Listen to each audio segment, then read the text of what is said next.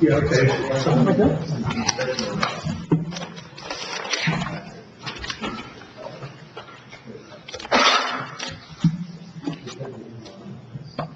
What's that?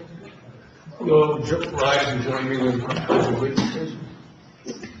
I pledge allegiance to the flag of the United States of America, and to the republic for which it stands, one nation under God, indivisible, with liberty and justice for all.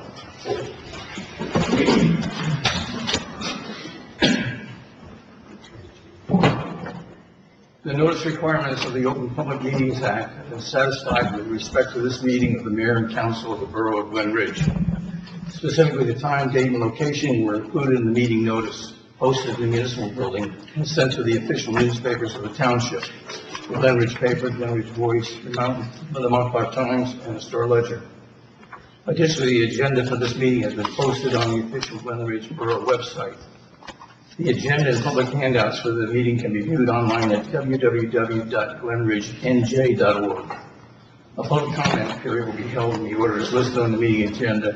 Instructions on how the comment will be provided at the appropriate time. Will the clerk please call the roll? Yes, Mr. Mayor. Councilors Mance? Here.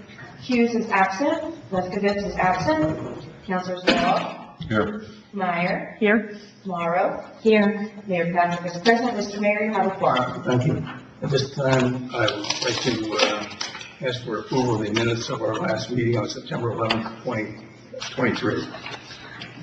I'll make a motion to approve the minutes. Thank you. Mayor, second, please. I'll second. Any discussion? Seeing none, will the clerk please call the roll? Yes, Mr. Mayor. Councilors Mance? Aye. Wall? Aye. Meyer? Aye. Morrow? Aye. 4 ayes, no nays. The motion carries. Are there any written communications? There are no written communications this evening, Mr. Mayor. I have no comments this evening, and so at this time, we'll take comments from the public. If you wish to be heard, please come up and give your name and address, please.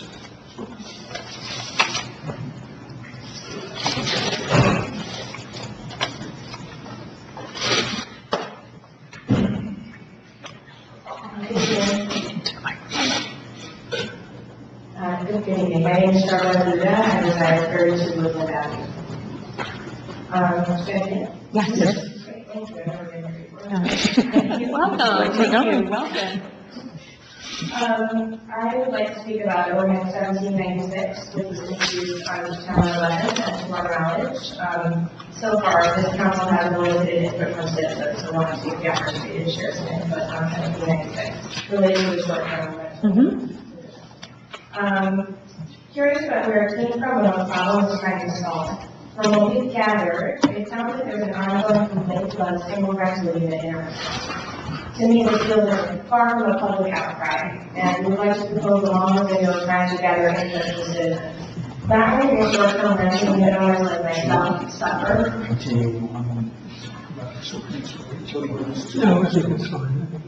Sorry, it's up, the ordinance is up later, and there's a public hearing associated with the ordinance, so he was just asking if, it was okay to have the comments now or later. That was sidebar. No. Just go ahead, since you started, go ahead. Normally, at second reading, the public gets to talk, and if they talk at the time of the ordinance, so, but go ahead. Okay. I'm also happy to speak again at that point. We'll get you the first time. Okay, so not only will the short-term rental unit owners like myself suffer from the proposed ordinance, but other Glen Ridge residents who rely on Airbnbs for their own families who are visiting our town will also be impacted. The purpose of my statement and remarks tonight is to share my perspective as a short-term rental unit owner myself, and also to offer some suggestions for possible revisions or even alternatives to the ordinance.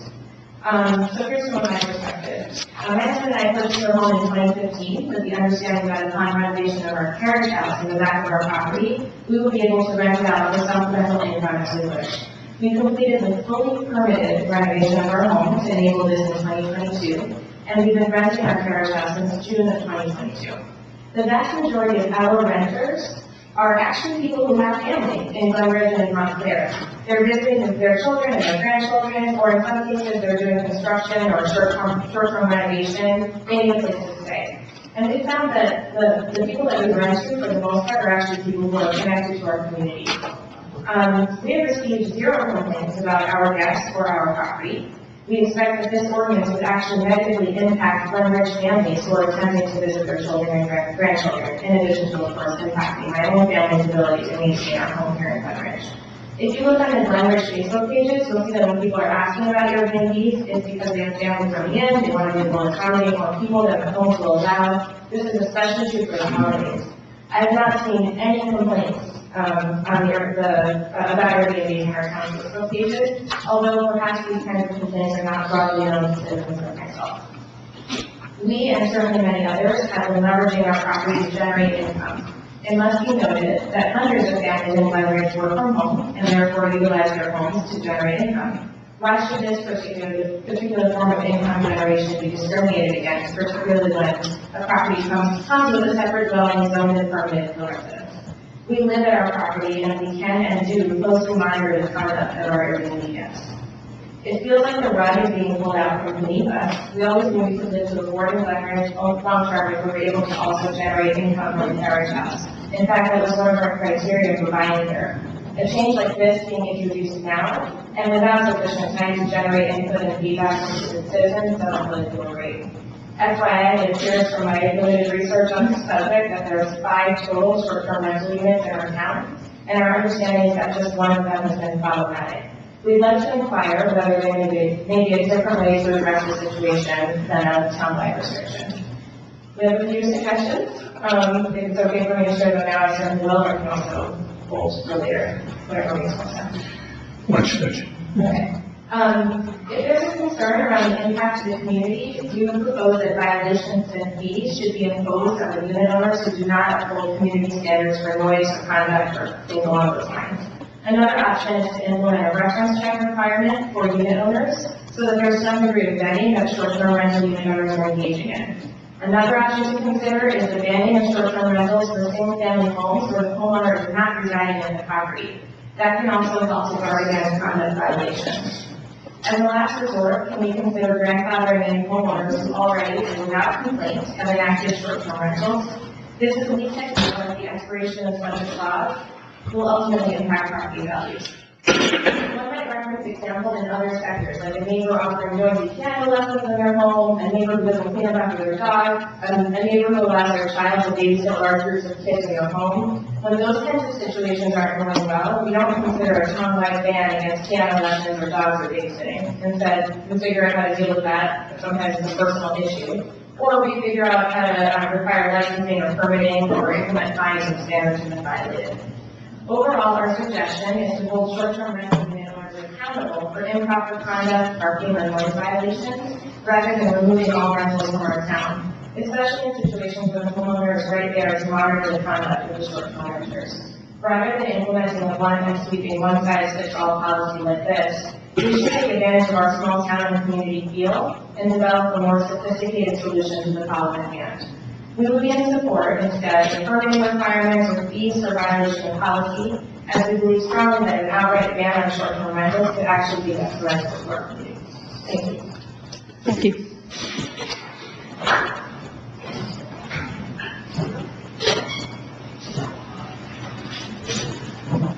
Would anybody else like to be heard at this time?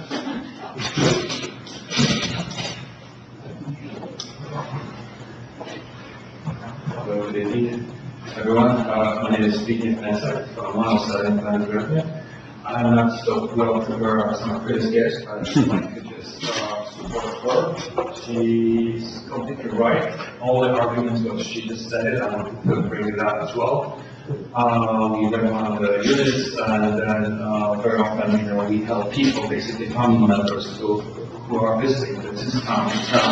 And we never get any complaints, and I'd like to ask questions why this is all of a sudden being an agenda, this being complained by somebody else, and I completely agree with this speaker. Thank you, appreciate it. Thank you.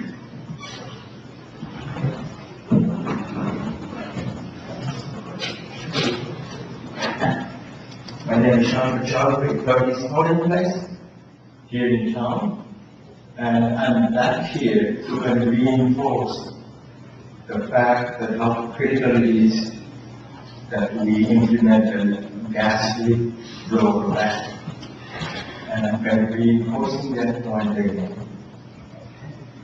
And I would like, your kind of, your thinking about when you think, this, the council is to come up with some kind of a policy decision, to implement, that, gas control plan. So I'm just going to be enforcing the point, and I'm kind of getting a little anxious. Why is it taking this long? And kind of wanted to kind of again and again reinforce that point that we are very much anxious, not only myself, several other people, as you know, more than 400 people signed it, with lower petition ban. And so I'm not just only so false that, expressing my kind of going for my anxious desire to solve this once for all. And as you know, since our last meeting, another town, West Oregon, has come up with a policy against, arrest roads. So again, that should give you an idea, how all the surrounding towns have come to a decision, and we should be left behind with a progressive town. Let's make a decision. Thank you. Thank you.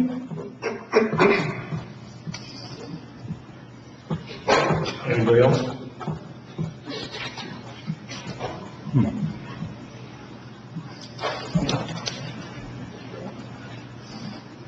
Good evening, my name is Jim Waller, this is Spot Hamlin.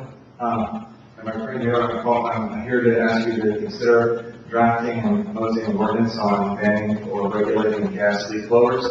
I'll just comment, I think it's interesting, there's an ordinance on the agenda tonight that learns tonight affects 5 properties in town as a public nuisance, and gas leak blowers affect every single house and every single street in town. So we'll just ask you to consider that moving forward because it's a pretty vital importance.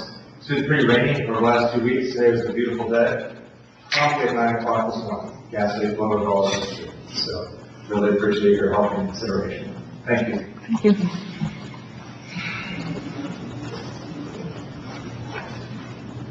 Anyone else want to be heard? Seeing none, we'll move on. Council. Okay. All right, I have resolution 144-23. Be it resolved that the following claims be approved and warrants be drawn for the same as listed in the resolution as an attachment. Be it resolved that the Chief Financial Officer, Treasurer of the Borough of Glen Ridge is hereby authorized to issue the payroll to the employees of the Borough of Glen Ridge for the pay date of October 1, 2023. I move the resolution. You've heard the resolution. May I hear a second, please? I'll second. Thank you. Any discussion? Seeing none, will clerk please call the roll? Yes, Mr. Mayor. Councilors Nance? Yes. Law? Aye. Meyer? Aye. Morrow? Aye. 4 ayes, no nays, the motion carries. Thank you. Thanks. Next, I am actually going to make a motion to withdraw resolution number 145-23. That was, if that is a resolution for our MAP grant. The final grant amounts have not been confirmed, so we'll have to circle back to this one. I make the motion to withdraw resolution 145-23.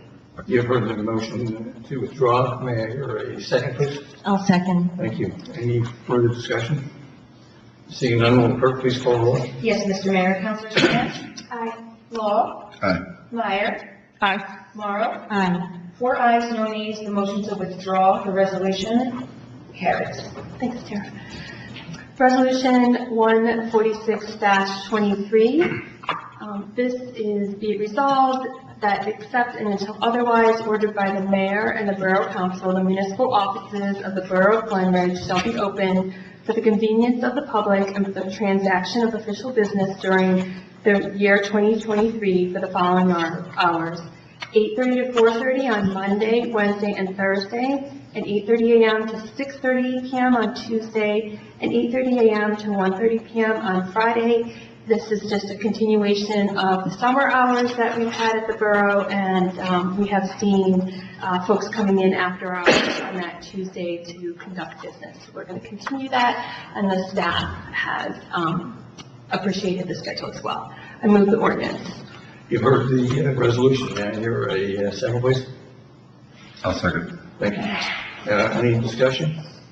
Seeing none, will the clerk please call the roll? Yes, Mr. Mayor. Councilors Nance? Aye. Law? Aye. Meyer? Aye. Morrow? Aye. 4 ayes, no nays, the motion carries. Thank you. Resolution 147-23. This is a resolution that's really reaffirming our policy in Glen Ridge, but it's important for sustainable Jersey points, and I'll leave it at that. So we're resolving that the Borough of Glen Ridge recognizes the importance of tobacco-free public and private work sites and encourages businesses to aim towards increasing employee wellness by reducing tobacco use through education of secession resources and the harmful effects of tobacco products. This will be distributed as well to all our staff. I move the resolution. You've heard the resolution. May I hear a second, please? I'll second. Thank you. Any discussion? Seeing none, will the clerk please call the roll? Yes, Mr. Mayor. Councilors Nance? Aye. Law? Aye. Meyer? Aye. Morrow? Aye. 4 ayes, no nays, the motion carries. So, you might have noticed I'm all by myself. So, Peter, for Councilor Hughes, I'm going to pick up this ordinance, but I did want to, Michael, is this okay? I can talk about this? Sure.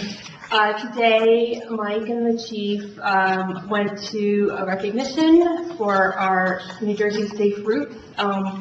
Just so folks know, we have been working and we have received a grant for our Safe Routes to School program, which will result in physical changes to the walkways and some of the roads right near the high school.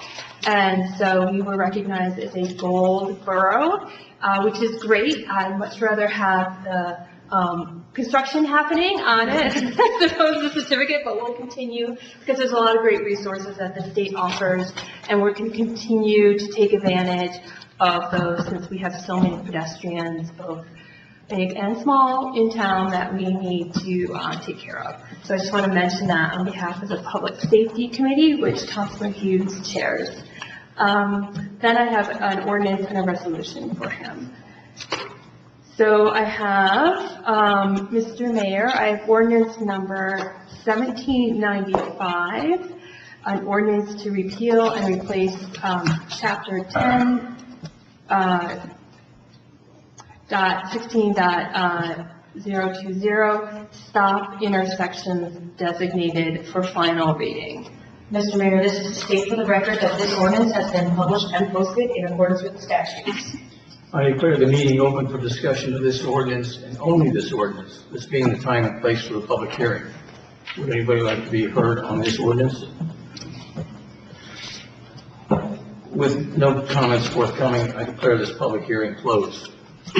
Mr. Mayor, I move that this ordinance be finally passed. May I hear a second, please? I'll second. Thank you.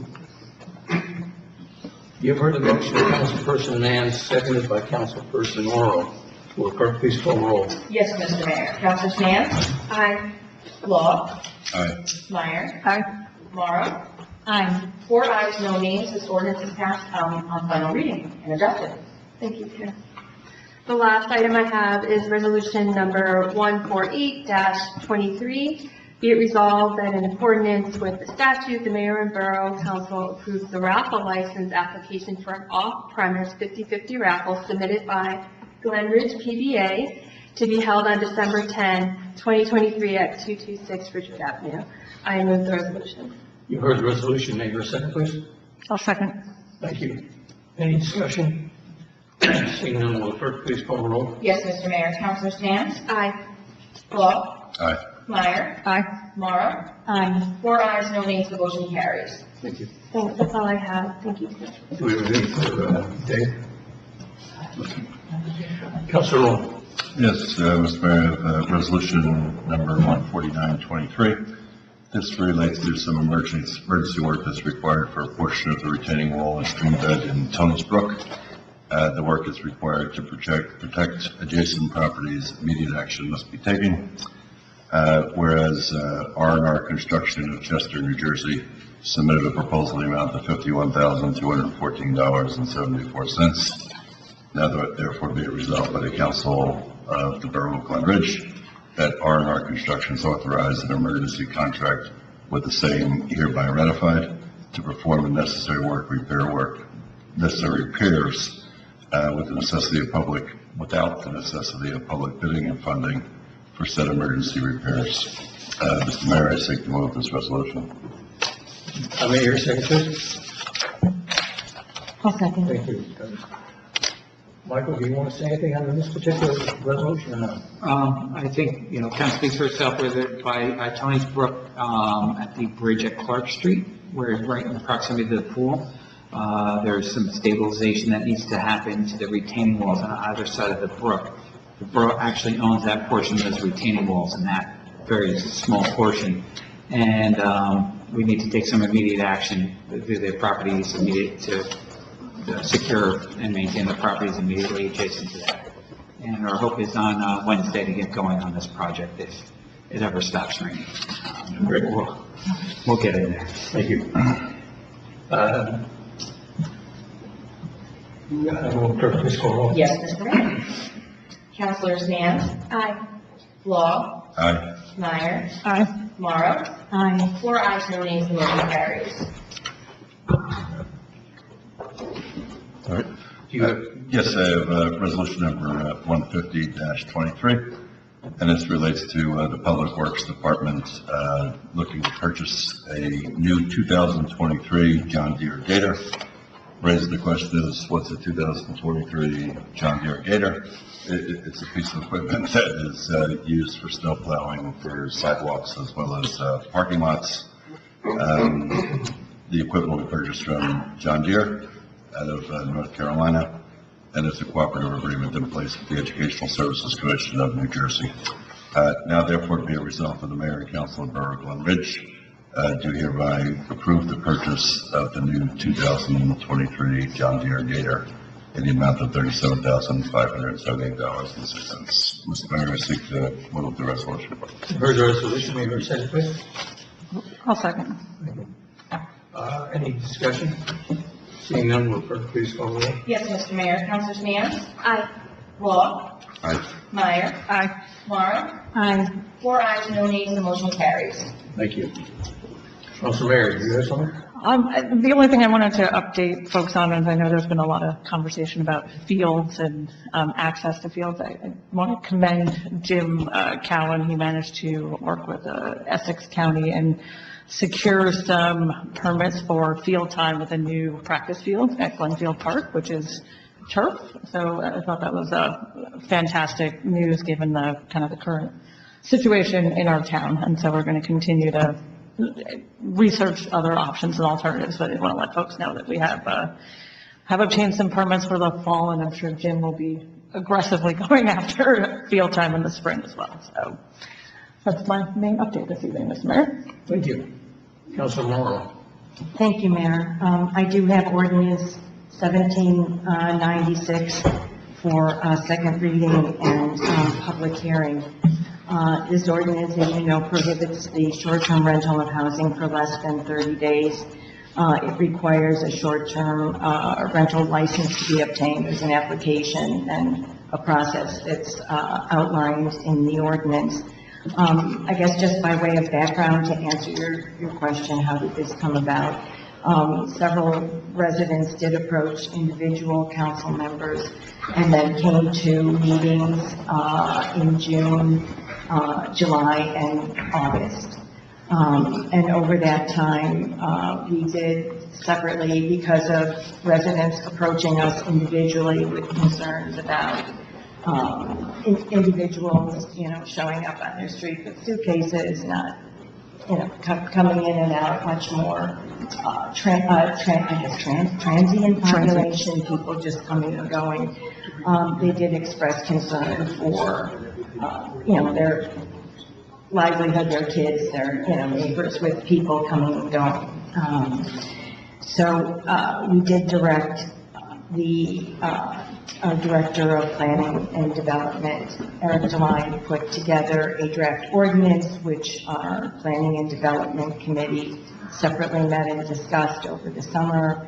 The residents did come, I don't know, I would say they were from kind of the same neighborhood, but there were, I would say, two. So are you aware that there several. are 2 other Airbnbs and single-family residences on the south side that are not really associated with carriage houses, if you actually Google Airbnb? And so,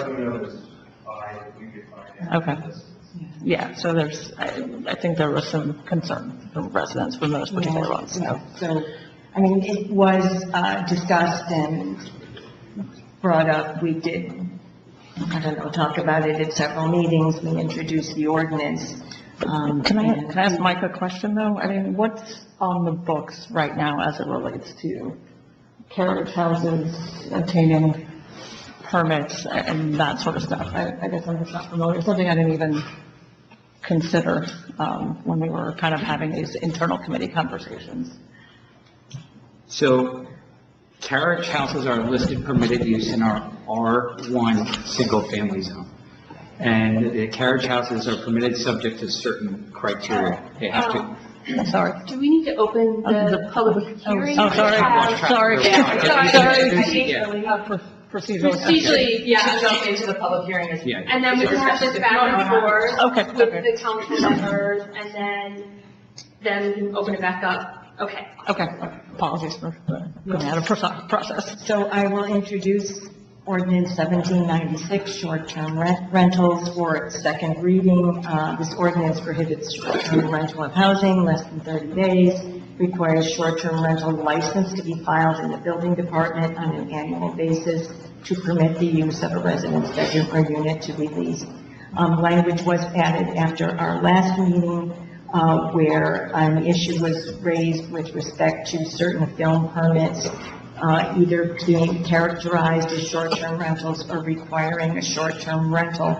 So we did add an exception to the ordinance to permit our administration to give that permission without having to come before the council. There are certain instances where an individual can request an exemption from the requirement for such things as renovations, home renovations, where they do need some sort of short-term rental. This is to state for the record that this ordinance has been published and posted in accordance with the statute. I declare the meeting open for discussion of this ordinance and only this ordinance, this being the time and place for the public hearing. So is there anyone else other than our first speaker that would like to address this ordinance? Well, Mayor, is this the time appropriate for? Well, I even have a give or take, but I want to make sure that Oh, somebody else absolutely. sits Yeah, the okay. public. I want to hear from them first. Okay. Okay. So is there anybody that? Yes. You have to come back up. Okay. Now you have your call. Sorry. Figuring this out. Us too. In front of the microphone. So, a question that I have is there in the ordinance a requirement for permits to be issued for short-term rentals? Not less than 30 days. Understood. Okay.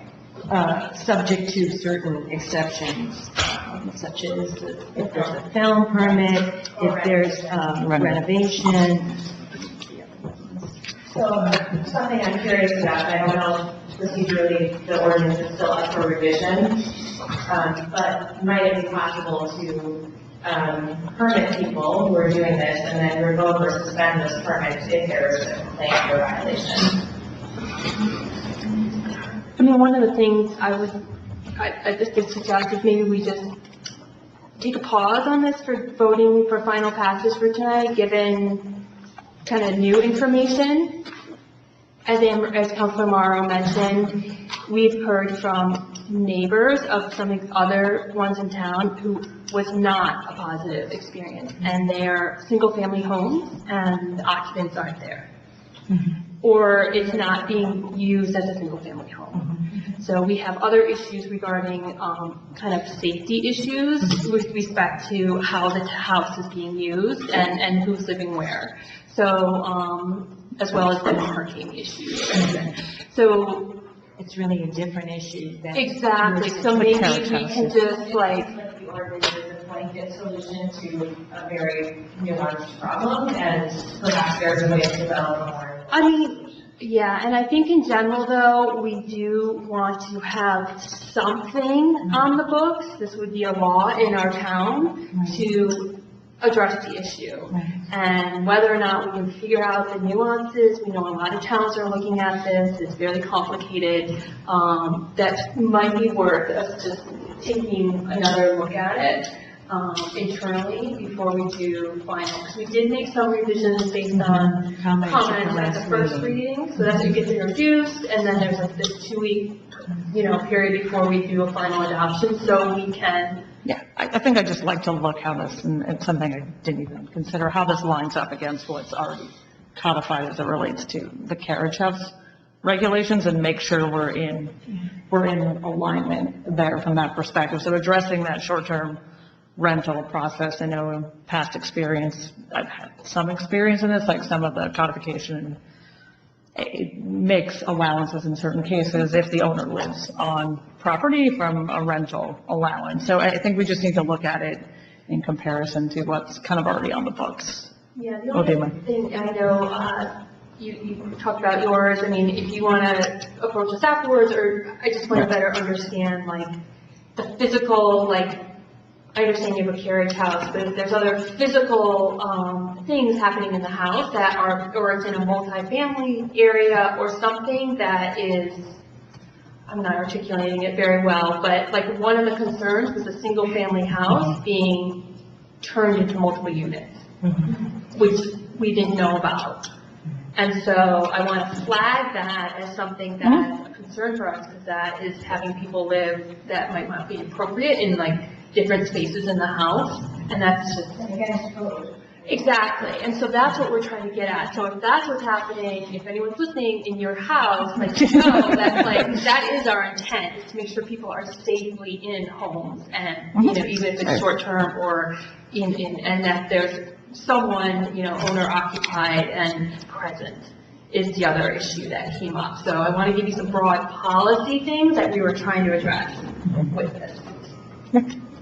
Yeah, it seems, respectfully, that this is a one-size-fits-all solution, and, there are probably multiple examples within our town of, everything is perfectly to code, fully permitted, the owners are there, they're checking out what's going on, 0 complaints, we've been doing this for over a year now, and we just haven't encountered any challenge.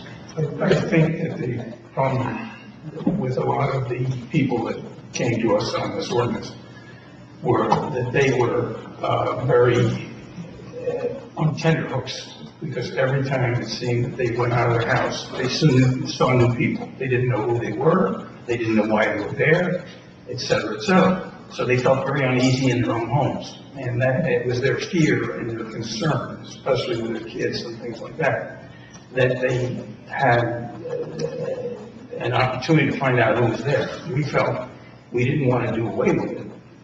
But we wanted to establish a minimum time period so that there wouldn't be that huge turnover during the year. In other words, if they can turn it over every month, that's 12 times a year. If we say 60 or 90 days, that's a fraction of that. So people get a little bit more used to seeing people. But I think that that's one of the things that we're going to have to deal with, and we did deal with. So I just want you to know that that was a big factor in what kicked this thing off. I mean, we're the parents of 3 children ourselves that go to our school, and, we'll be very concerned if that were the situation. That's not our situation, and I would say our average guests stay with us for 3 or 4 nights, and almost universally they're visiting family in town, or not there, and they're family people themselves. That's just the experience you're describing doesn't match what our experience has been, and we would suffer. I think that if we banned all of these types of rentals in our town, other families would suffer as well. or if you can stay for holidays or whatever reason. Thank you for considering. No, thanks for bringing it forward. Would you like to be heard on this ordinance? Yeah. Sure, come on up and give your name and address.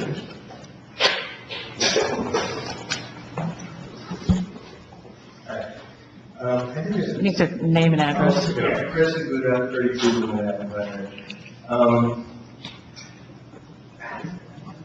I'm not sure what, some of the different things are happening. My understanding is somebody had an issue argument, someone was saying it was somewhat unruly. That's what this stems from. Seeing multiple people come in and out, I mean, we have retreats at our house for employees. Does that have to stop? I don't see why that's any different. People come in, we have a meeting, we have drinks sometimes, I mean, is that not going to be okay? Nobody on the block knows who these people are. Sometimes we have 15 cars coming. I thought that was okay to do. I think we're just trying to articulate to you what we heard from the residents. And I understand your perspective. I don't want to speak for those residents, but you had indicated you didn't know where this came from. So we're just trying to summarize for you what they told us. And So there were, many of them came out over 3 separate, meetings. This was my understanding, this comes from one place, there's only 5 in town. You know,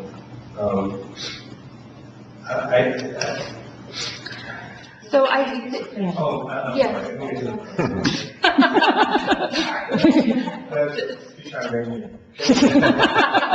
you life coaching right now? That's the first. I think there absolutely has to be somebody living in this home, and it has to be used according to what the zone of the property use is. Like, that's the issue.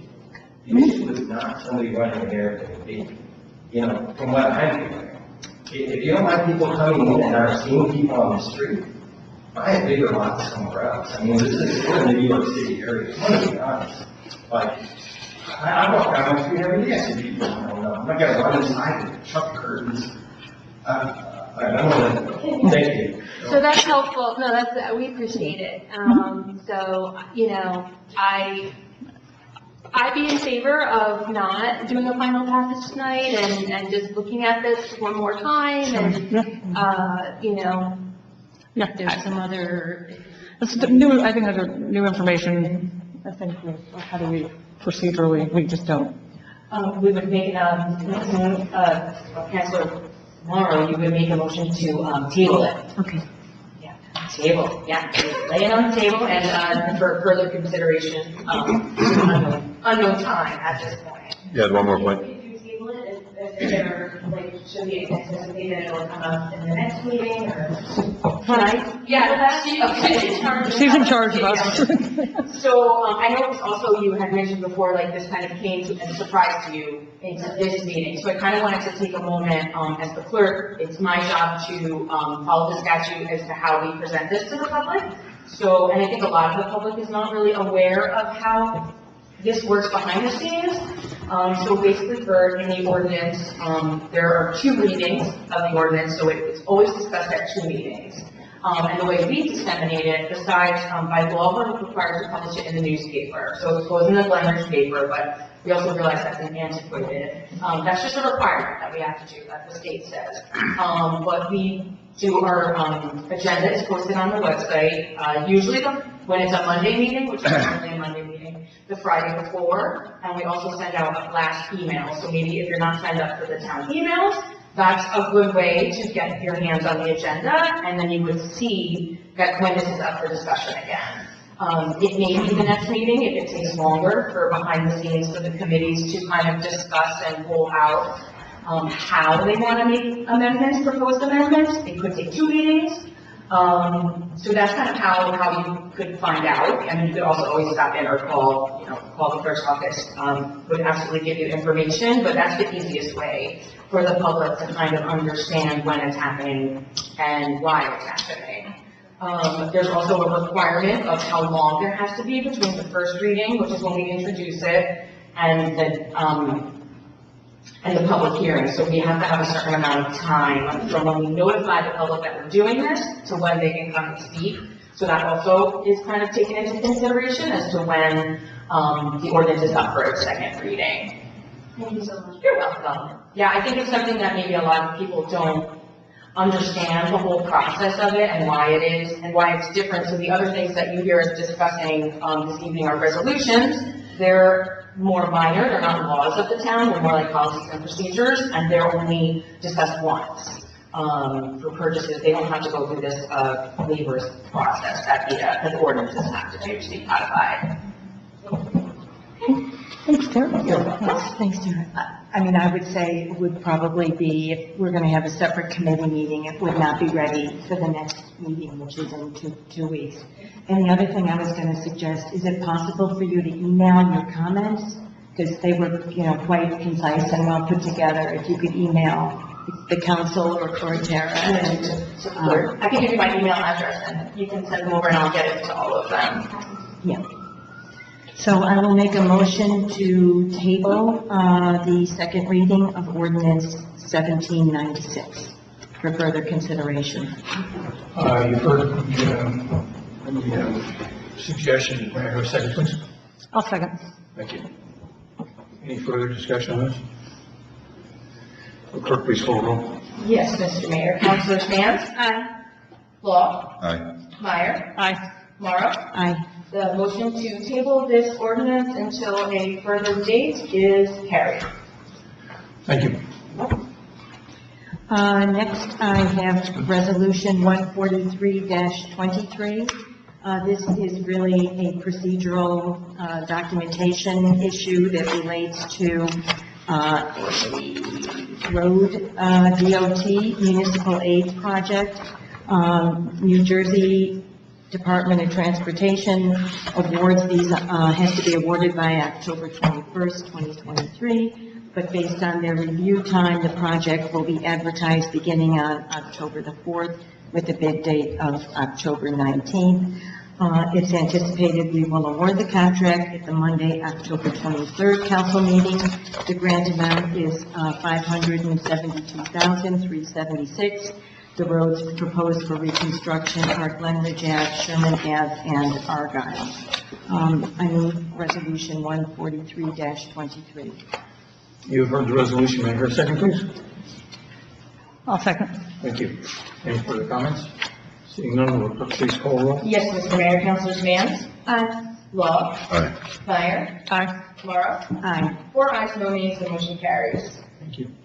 This time we'll take comments of the administrator and department heads. Michael? Thank you, Mayor. You're going to scream when I say this, but it needs to be said, again, regarding automobiles. Please lock your cars. Please don't leave your key fobs in them. Please lock your doors. We've seen this time and time again. And people are just making it easy for these things to happen. Our vehicles are then, from this area, then being removed and then used to commit problems elsewhere. And it is a problem that isn't going to go away.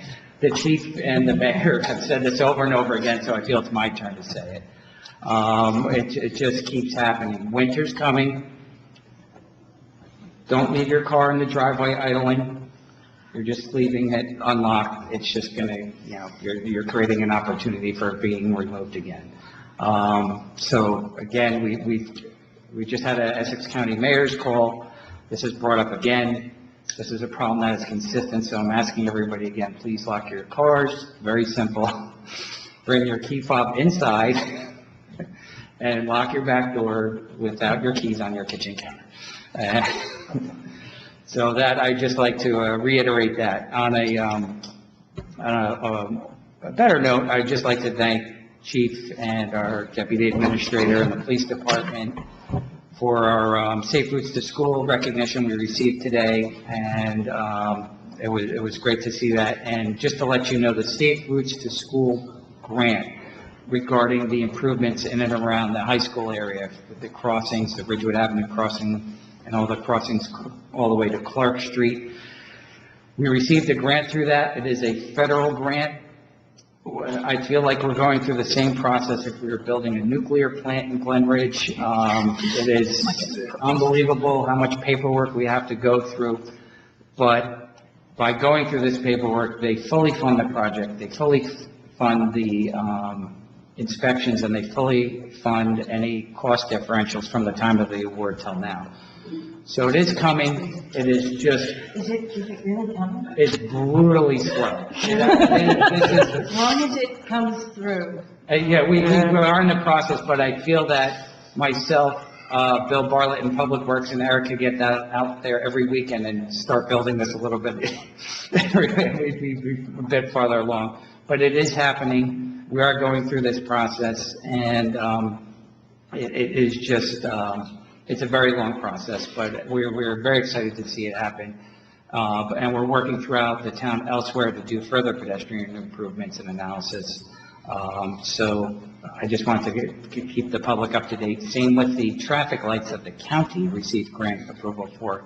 Similar program, so they received, you might have seen some data collectors, the little cameras out on the systems. That's the county gathering the current traffic pattern data, and then they will use that in their design process as they utilize similar funding. And that's all I have for now. Thank you, Mayor. Mayor, can I throw in one more thanks to, I'd say, to the chief, as well as the Board of Education for opening up Ridgewood Avenue School in support of Temple near to me recently for their Rosh Hashanah and Yom Kippur services. There was a last-minute hiccup with a location, and the services on both days were attended by near 500 or 600 people on very rainy days, so there were really definitely not any more options. So I appreciate the town's kind of quick action to support that from a community perspective. So, John? Mayor, I have no report. Yes, Mr. Mayor. I just want to remind residents to lock their door.